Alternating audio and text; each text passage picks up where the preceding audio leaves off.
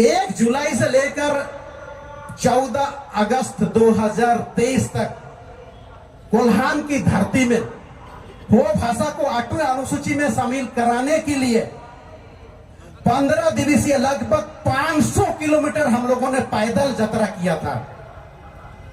शायद ये पैदल यात्रा का सबसे लंबा ये रूट था। लेकिन कोल्हान के मुंडामन की शासन व्यवस्था अभी भी है। सारे मुंडामनकियों के साथ मिलकर के एक ही निर्णय हुआ, क्यों ना जब हम लोग 20-22 साल से भाषा को 8वीं अनुसूची में शामिल कराने के लिए संघर्षरत हैं। कोल्हान में जो कुजू डैम बन रहा है, कम से कम 200 गांव जो डूबने वाला है, इन सब चीजों को बचाने के लिए खुद क्यों नहीं हम लोग लोकसभा लड़ते हैं। आप लोगों को मैं बताने जा रहा हूं, 20 साल तक मैंने कोल्हान में भाषा के लिए संघर्ष किया। इस दौरान 2008 को हो भाषा को 8वें अनुसूची में शामिल कराने के लिए शायद पहली बार कोल्हान की धरती में रेल चक्का जाम हुआ। उसके बाद तमाम विधायकों के साथ, तत्कालीन जितने जो विधायक थे सबके साथ, सबके यहां जाकर के जो 9 जनजातीय एवं क्षेत्रीय भाषा द्वितीय राजभाषा घोषित हुआ, वो हमारे आंदोलन का नतीजा था। दूसरा, यहां बहुत लोगों को याद होगा 1 जनवरी 2017 का वो घटना। झारखंड के तत्कालीन मुख्यमंत्री एक बहुत बड़ा राजनीतिक षड्यंत्र बोलिए या और कुछ, और सीएनटी एक्ट, एसपीटी एक्ट पे संशोधन करने जा रहे थे। तब हम लोगों ने 1 जनवरी 2017 को खरसवा शहीद स्थल पे उसको आने से रोकने के लिए काला झंडा दिखाने का हम लोगों ने आयोजन किया था, क्योंकि खरसवा शहीद स्मारक समिति का अभी भी मैं अध्यक्ष हूं। उस खरसवा शहीद स्थल में जब सीएनटी एक्ट, एसपीटी एक्ट के संशोधन के विरोध में लोगों की भीड़, असंख्य भीड़ आई और मुख्यमंत्री जी को काला झंडा दिखाने लगे। मुख्यमंत्री जी नहीं माने, वो शायद वेदी तक आ गए और जबरन घुस गए।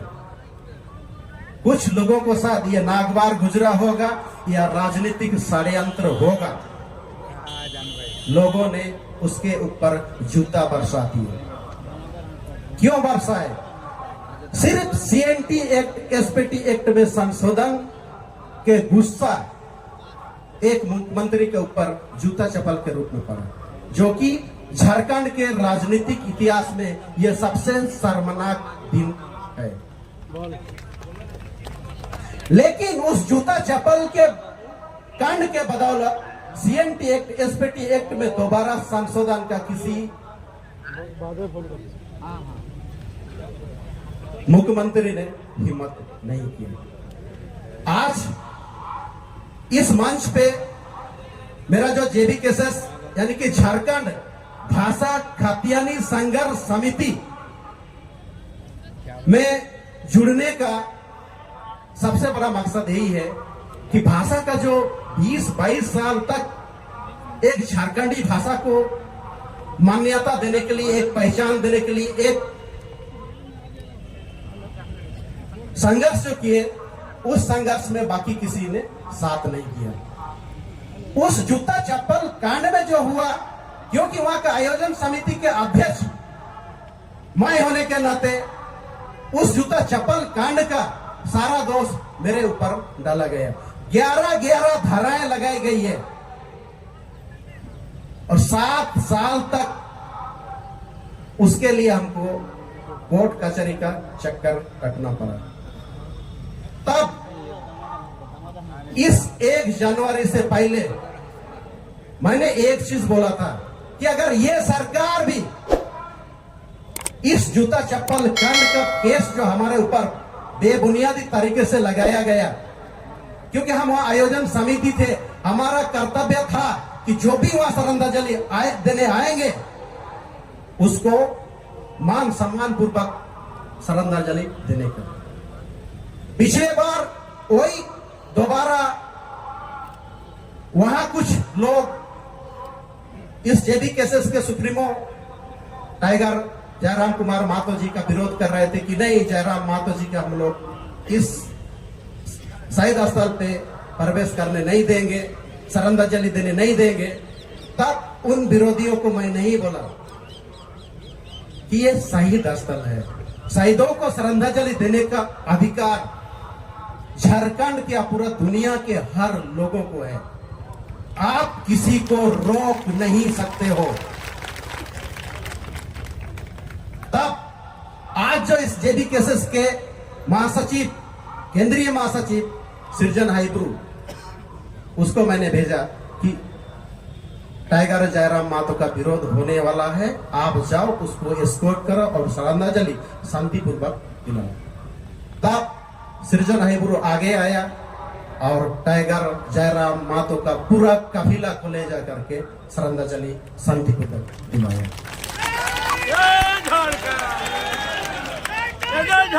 कहने का ये मतलब है कि हम इस जेबी केसेस झारखंड भाषा खतियानी संघर्ष समिति से बहुत पहले से, जब इसका शायद जन्म भी नहीं हुआ था, तब से वैचारिक रूप से हम इसका साथ है।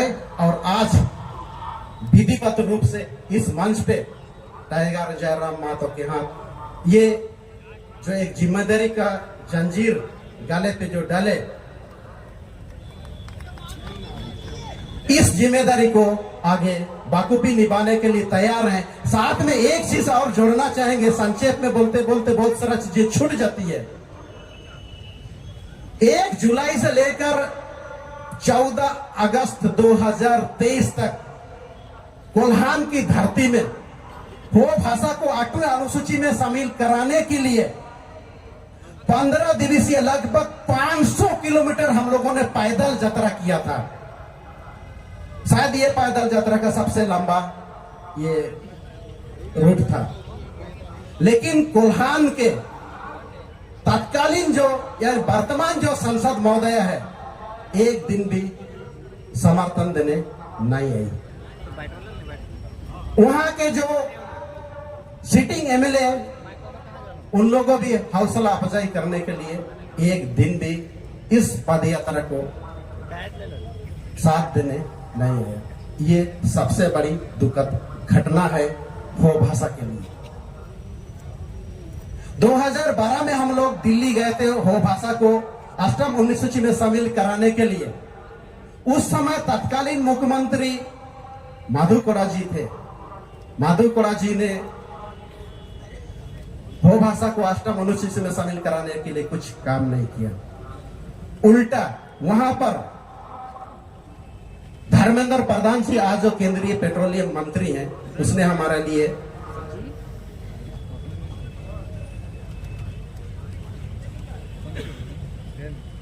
गृह राज्य मंत्री से भेंट कराए।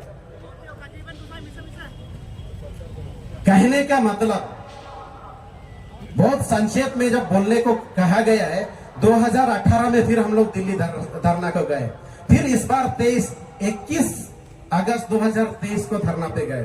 गीता कोड़ा जी जो संसद है सिंगभूम से, हमारे साथ सड़क पे जरूर धरने पे बैठी, लेकिन नियम क्या था, उनका अधिकार क्या था, वो हमें सरकार के पास लेके जाते। जब 2003 में संथाली भाषा को सरकार मुर्मू जी विपक्ष में होते हुए झारखंड सरकार से शामिल करा सकते थे, तो ठीक उसी तरह गीता कोड़ा जी भी आज वो विपक्ष में है, विपक्ष में होते हुए हो भाषा को 8वीं अनुसूची में वो शामिल करा सकते थे, लेकिन नहीं किया। इसलिए हम पूरा सामाजिक संगठन के लोग, कोल्हान में मुंडामन की शासन व्यवस्था अभी भी है, सारे मुंडामनकियों के साथ मिलकर के एक ही निर्णय हुआ, क्यों ना जब हम लोग 20-22 साल से भाषा को 8वीं अनुसूची में शामिल कराने के लिए संघर्षरत है।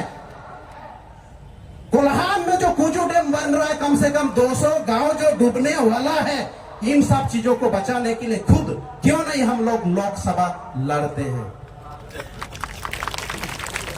आज इस सोच के साथ जेबीकेएसएस में आए हैं कि यदि ये भाषा और खतियान बोलने से हासा, या तो जमीन, जो जल जंगल जमीन जो हमारा बोलने वाले लोग, जो हमारा बोलेगा भाई वो तो बेचे गई।